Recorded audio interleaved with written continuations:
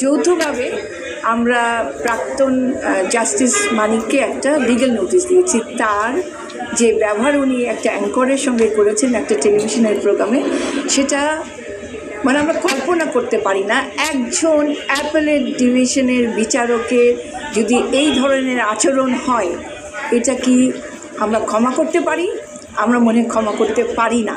এবং আমার মনে হয়, আমি চাচ্ছি একটা দিক নির্দেশনা অ্যাপেলেট ডিভিশন থেকে, সরকারের কাছ থেকে, যে প্রাক্তন বিচারপতিরা কতটুকু পর্যন্ত তারা যেতে পারেন, তাদের কোড অফ কন্ডাক্ট থাকা উচিত এবং তারা কতটুকু করবেন, আর এই ধরনের অপরাধের জন্য তাদের কিভাবে শাস্তি দেওয়া যায়।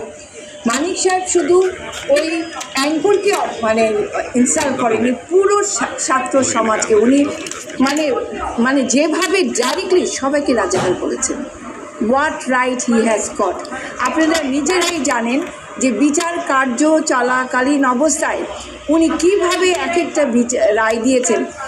ইভেন কি উনি ওনার জন্য বিমানে প্রথম ক্লাসের একটা টিকিটের আইন নিয়েছেন, রায় করেছেন।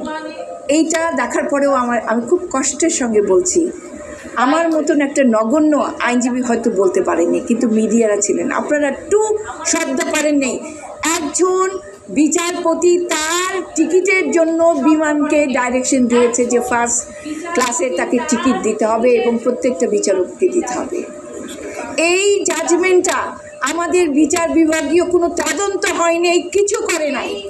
তো আমার মনে হয়েছে যে এই অ্যাঙ্কারকে যে রাজাকার বলা হয়েছে, এটা দিয়েই আমরা শুরু করব। এই ধরনের বিচারক যারা অপব্যবহার করে, সিস্টেমকে অপব্যবহার করে। ধন্যবাদ। সেটা তো মনে হয় না, তাহলে উনি অসুস্থ মানুষ কেন ঘুরে বেড়াবে? কেন আমাদের টেলিভিশনের যারা চালান টকশোগুলো, তারাও জানেন যে উনি কি এমন অসুস্থ মানসিকতার ব্যক্তি, তাকে বারবার কেন নিয়ে আসতে হবে? এটা ওনাদেরও দোষ, কারণ আমরা চাই এইরকম একটা নির্দেশনা বলি যে ওনাদের উপরে থাকবে যে they need to have a guideline, যে তাদের টকশোতে কারা আসবেন, কারা কথা বলতে পারবেন, এবং টকশোগুলো need to have a neutral views.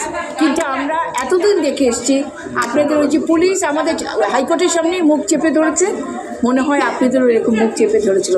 সেই জন্য আমরা অকথ্য অনেক স্টেটমেন্ট শুনেছি যেটা নিউট্রাল কোনো বক্তব্য ছিল না, বরং একটা আমি কি বলবো, ন্যাক্কারজনকভাবে কিছু ব্যক্তিকে আপনারা তেল দিয়েছেন, আর কিছু না।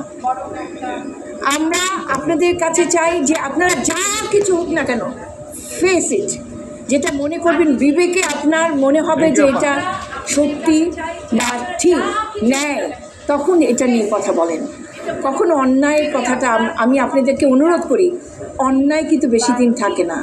আমি সবসময় একটা কথা বলি যে এই পৃথিবীতেই কিন্তু অন্যায়গুলোর শাস্তি হয়ে যাবে। এই কারণে আমি আশা করব আমাদের এই নতুন বাংলাদেশে বা নতুন সময়ে সবচেয়ে বড় হলো media. It need to be very vocal, it need to ensure justice. আমরা আজকে রেফার সাহেবের কাছে জাস্টিস চাচ্ছি, কিন্তু তার সঙ্গে সঙ্গে আপনাদের কাছেও চাই যে আপনারা জাস্টিস এনশিওর করার মতন কর্মকাণ্ড করবেন, সাংবাদিকতা করবেন।